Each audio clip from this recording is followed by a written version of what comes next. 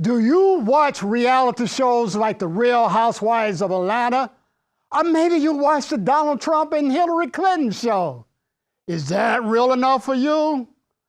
But what if I told you that you can never really watch a reality show?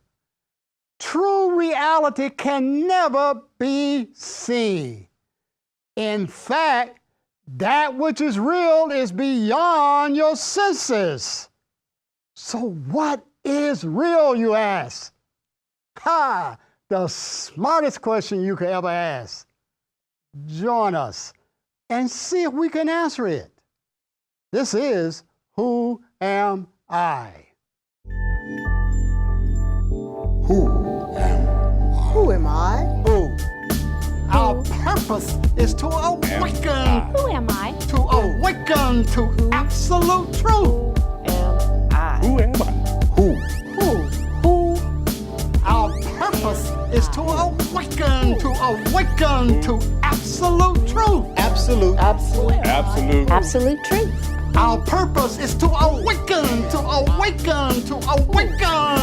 Are they one and the same? Absolute truth. That's our purpose. Who am I? Hey, Bo, how's it going? All right, Eric, all right. Raphael, all right. Let me see. Do we have a real group here today? Yeah. All right, y'all, for real? We can't Well, we're going to find out, Joe, okay? Now, that's what can there be anything unless it's real?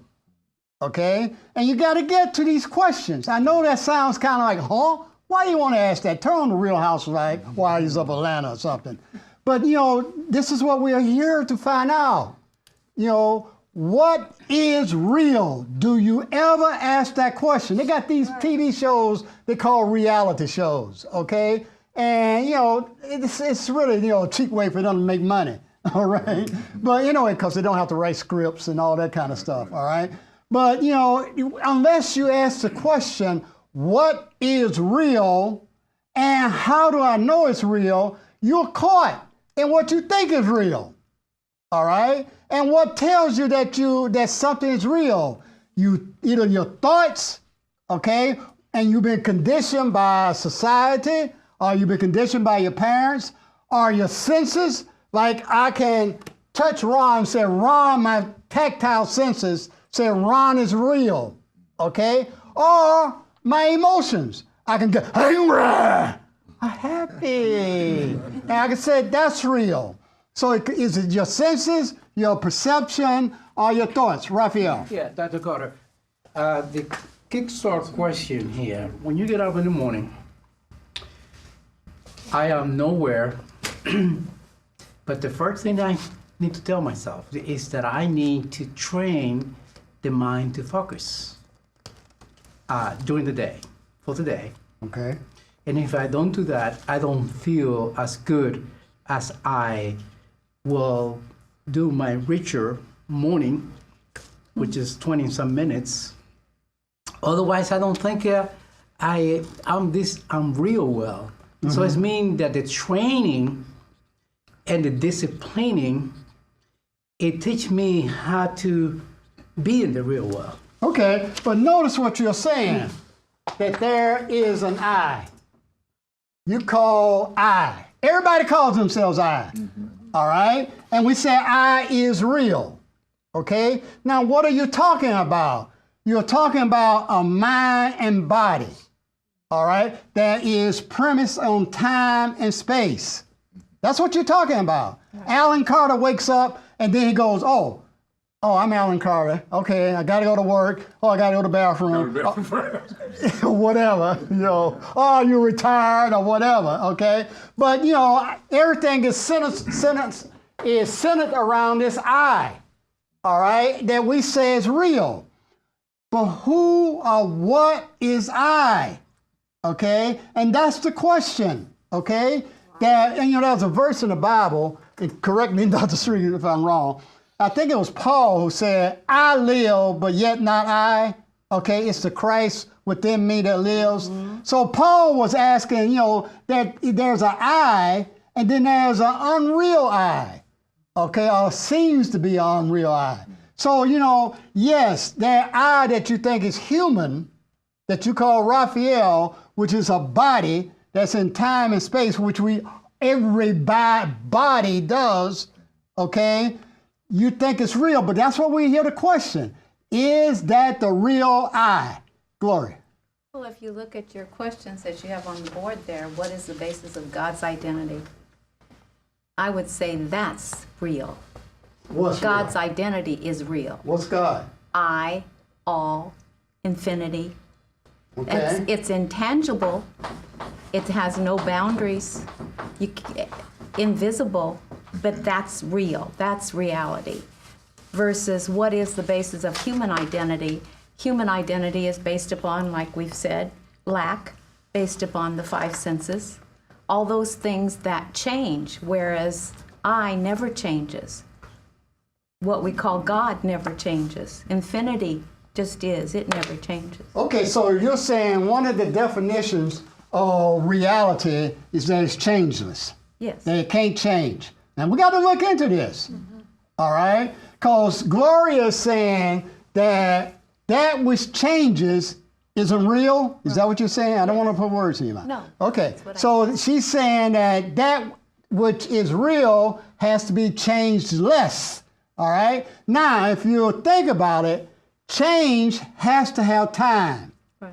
All right? In other words, it was this way, and then, it could be just a microsecond, or it could be, epoch, or whatever. All right? But, like Big Bang. Big Bang was a change. All right? And it occurred 14 billion years ago, approximately. All right? And that was a change from one state to another state. But if this is real, can infinity change? Oh. Why you say that? How would you see that it changed? It just- Well, yeah, who is there to see it? Okay. I mean, there can't be anybody outside of infinity, all right? See, infinity and this are the same. Eternity, all right? Now, eternity is not a long, long, long time, all right? Eternity is now. Now. That's eternity. And now is real. And now is real. Can you deny that now is real? No. Now is. Okay? And now can't change, because change requires time. And now excludes time. You get it? Mm-hmm. All right? I hope you out there in the TV audience are getting it.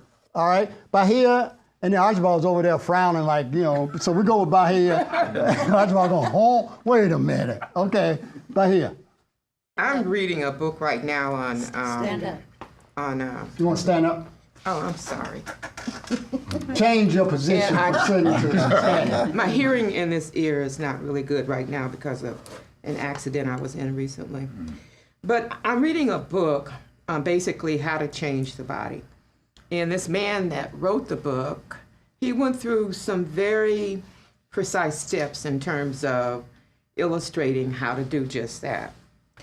So my question is, how can you know in time, space, mind, body, I, because that's where we're all captivated. Okay, it's captive. What the experiment that leads to the testing that will eventually lead to not being the captive is. It's like, how do we find our way out so that we can experience what is real, if that's possible, and if it's not possible, how do we understand? I mean, that's probably not possible either. Is there a possibility of understanding what is real while being captive? No. Bahia cannot understand truth or reality. Jesus came. Einstein came. All right? Einstein said everything is relative. All right, it changes, okay? And it's dependent upon something that he felt was the absolute, all right? And what he felt that was absolute was the speed of light, all right? And now you can ask the question is there anything beyond the speed of light, all right? Yes, there is. It's called this. Right. All right? That can't change. All right? See, you're starting on with the premise that I, like I was saying to Raphael, that I can get somewhere, that I can understand truth, or I can get out, as you were phrasing it, I can get out of this captive prison called your human condition. I think that's what you were saying, right? Well, actually, it was a question and not a premise. It was really a question for people who watch the show, is so that to help them understand Yeah. a little better as to whether or not it's really possible to experience this reality that we're talking about today. Yeah, see the thing about, like, I'm a psychologist, and people come into my office and usually with problems, okay? And they want to change from having a problem to having it resolved, okay? Or people go to church because they want to get happy or feel more peaceful or get into another state or get to heaven or whatever. They said they're starting off with something called, I want to improve. Now, at the human level, that's okay, all right? But can God improve? No. Can God get better? No. You know, so you say, well, yeah, that's God, but what about me? And this is what you're asking, and like you said, for people out there in the audience, TV viewing audience, because the human mind says, I gotta get something better. This ain't it. You're right, human mind. You can't get it. The human can never get perfection. All right? And most humans will say, yeah, well, I don't claim to be perfect. Okay? Yeah, you're not. Okay? Alan Carter, Jesus can't be perfect if he thought he was Jesus. All right? Now, Christ, that's another question. All right? But a human called Jesus or Alan or Archibald or Barack or whoever, all right, is caught in thinking. And once you're caught in thinking, you're caught in time. And once you're caught in time, you can never be God. And this is God. All right? Now is God. Yeah, not the concept God, not Jehovah, Yahweh, Allah. That's a thought. That's a belief. That's an idea. All right? And man is going to always have a God. Matter of fact, Carl Jung said it's the primordial archetype. Okay, I think it was Leonard and then John. No, Ball, you were, yeah. Did you? Well, I mean, Yeah, try English. I mean, the issue is, I mean, we're having this conversation. Us humans is. But what do you do with now? See, that's it. Yeah. Yeah. That's the conundrum, all right? See, once you start off as a human, you know, you're thinking that you're Archibald. Yeah. They're from Orangeburg. Orangeburg. Yeah. You know, once you say that you are a human, you automatically have thrown God out the door. Because Archibald and God cannot coexist. Alan and God cannot coexist. Jesus and God, because you have limited God. You cannot limit infinity. Impossible. But that's what the human mind does. Yeah. All right? So once you say we, you know, ain't nobody, you're lying. Well, we have. But We got it a long time ago. We got into this, and the we business says, well, who's having the conversation? oh, it looks like we are. All right? Okay. But it looks like when you go to bed tonight, I ain't gonna mention Beyonce, all right? Or then when that monster is attacking you, it looks that way, right? And you're scared, your heart is beating, and you know, all that kind of stuff. You're having all kinds of responses. But when you wake up, what happened to the monster? It wasn't there. I mean, Yeah, it's just a dream. it was a dream. Right. Yeah. That's all this appears to be. Actually, it ain't. See, everything here is dependent upon that we limit infinity. But is the dream now? No. No, No. Is the dream a part? And it's not a part of now. No. Can't be. Now, see, in order for that to be, like I say, in order for Archibald to be, God can't be. When I say God, I don't mean the concept God. I mean the infinite absolute. All right? They are mutually exclusive. See, Archibald got to think in terms of two, that there's a me and a you, Right. okay, a subject and an object. What? But a dream is just. Not real. But there's nobody else there. Yeah, who's having a dream? Me. Yeah. See, that's the only thing you have to come back to this. This is always the subject. Or I is always the subject, okay? But we don't ask who I is. I is always the awareness. I am aware, but I think I'm aware like a human who has objects, subject object. you aren't aware in a dream. Huh? Yes, you are. You're aware when you wake up. You're aware. Do you think that monster is chasing you? You're wearing that dress. Yeah.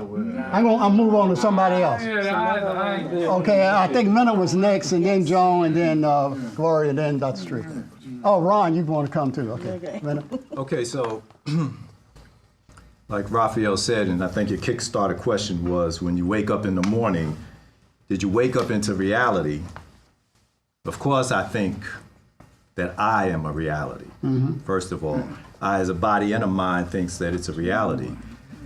And that I comes up to me thinking it's me. And I don't think of God, I don't think of anybody else. I think I come before everything else. Sure. Well, I had an experience that brought me to this, did I know that I was real or not? Something kind of shook the foundation of me thinking I was a mind and a body. I was talking to someone over the phone, and we were having this conversation, and I thought I was talking to this person, but all of a sudden, it was like an out-of-body experience where it wasn't me talking anymore. Something intelligent and loving was talking through me. And I knew it wasn't me. I thought, how am I having this experience? But then I thought about it. I wasn't even in the experience anymore. I was an observer of this experience. And that's basically how I'm starting to understand that there's something that's more real than what I perceive myself to be. Very good, Leonard. I think that's very good. See, you keep stepping back from this, what you automatically think you are. Alan Carter, a black man in Atlanta, Georgia, yada, yada, okay? And if you can watch your thoughts, okay, whatever your thoughts are, I'm a black man in Atlanta, Georgia, that which is watching the thought is not that which is being observed. Okay? In other words, now who is this I that is watching Alan Carter? Like Leonard is saying, who was that was watching, that was being talked through, or whatever the experience was? See, now you are beginning to get some distance from that automatic way of thinking who you are. All right? Now you have to bring up some other questions. Okay? Is that the end of who I am? Just this observer who is having some experience that are out of the ordinary. Okay? So now you're beginning to loosen yourself from the automatic way of thinking. I think, Joan, you were next, and then Dr. Street. And then Ron. Stand up. But my original question now is kind of moot. But the last conversation brought into my mind the word potential. And the reason was when I heard Leonard recount his the experience, then it became, does everyone have that potential? Is that a part? But it doesn't necessarily happen to everyone. Well, yeah, I mean, suppose if Jesus walked on water, we were taught that at Lakeside Methodist Church, and most Christians would probably say that, well, that's Jesus, and that's not me. Now look, can reality withhold itself from you? No. Okay? Then how come you don't walk on water like Jesus? or truth? How come Jesus is supposed to be the one who Christians would say, who has reached that state and you haven't or you can't? Jesus is right there, below God? Well, they get into that Trinity thing. It gets kind of confusing. But anyway, and it's not really a potential, John. Okay? Because see, if it's a potential, then it's not now. Right. That's not See, the thing is that I am God. Now, of course, Alan Carter. Joe, you know that more than anybody. You know me all your life. So, hey, y'all, I can tell you, Archibald can tell you that Alan Carter ain't God ever since we were in Morehouse, right, Paul? What is God? Now, that's the question. That's the most profound question you can ever ask. Okay? And don't go with that what grandmama taught you, that God concept. See, Joan is now asking if what Leonard experienced, can she experience? Yeah. Okay? But see, that's still not God. All right? That takes us out of our normal way of experiencing. But see, if you're talking about the infinite, you're talking about the unlimited. Okay? And so, can I be unlimited? Well, Jesus supposedly said, I and the Father are one. So he was asking, what is the real Jesus? The Jesus who was a 33-year-old man walking around Galilee, who was Jewish and all that stuff? Or was he realizing his potential? That he was unlimited? And if he's unlimited, then there's nothing outside of him. See, John, once you realize that there's nothing outside of you, all right, that you are all, that ain't potential, that's it. Because there ain't nothing more than all, and ain't nothing less than all. Okay, Dr. Street, and then Ron, and then Eric. And then, one of your quick starter questions, it says, there are people who have had out-of-body experiences and report heaven is real. How do they know the experience is real or not? I'll say this kind of on extension of what he was sharing, and Joan went right into it, that you could feel it like, okay, I know that experience, but I don't know it like that. Maybe I can't describe it the way he had it. So I do believe that the out-of-body experience, and I can only give one passage of scripture because you know I will. 2 Corinthians 5:8, we are confident and are pleased rather to be absent from the body and to be present. Some versions say at home or with the Lord. Lord is interchangeably used as God. So when we're absent, like his self removed, then we're present with the now, the experience, the presence, the spirit. I like to say spirit. I think that's better.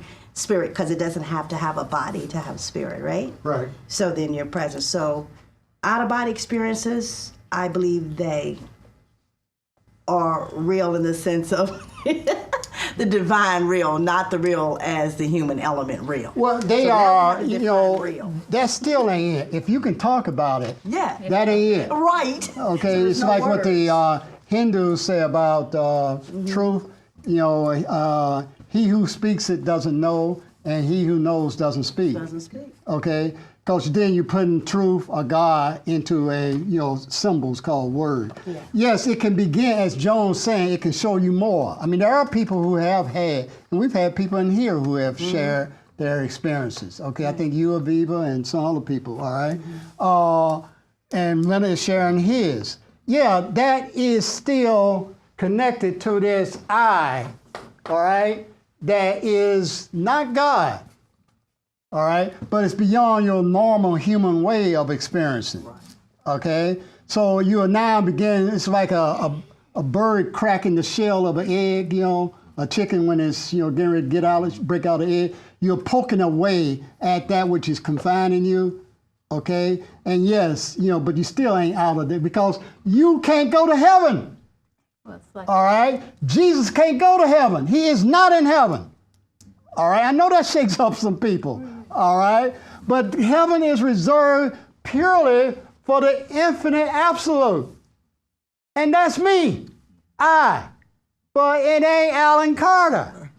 Right, Joan? Alan Carter's not God, okay? So, Dr. Carter, how do you, I know you probably don't feel, how do you feel about the word when they say supernatural, like going beyond the natural? Well, because they're trying, for sake of conversation, let me put that right, for the sake of humans having a conversation, we're trying to define some words to describe what we're discussing, or else we could just be silent on the show and say nothing, right? That would be the best thing. Yeah, I know. But we couldn't do it. But we can't do it. So, for the sake of conversation, what do you think about that term supernatural? Well, I mean, again, that means beyond something. Yes. Okay, so you know, there's something like there are two states. There's a natural and then there's a supernatural. Again, that now means that there's something else other than the infinite. Ron, did you have a question? Well, I was about to say, based on your teaching, if we don't exist, how can you have an out-of-body experience? It just appears like you going to, dreaming about Beyonce.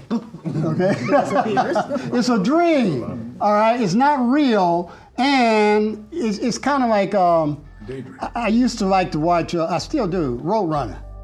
All right, and Wile E. Coyote is always chasing Roadrunner, right? And then he falls off into the canyon, and he gets up, he falls off into the Grand Canyon or something like that. He gets up and then, chases Roadrunner again. He doesn't die, okay? And Wile E. Coyote ain't gonna die, right? Because it's made up, it's a cartoon.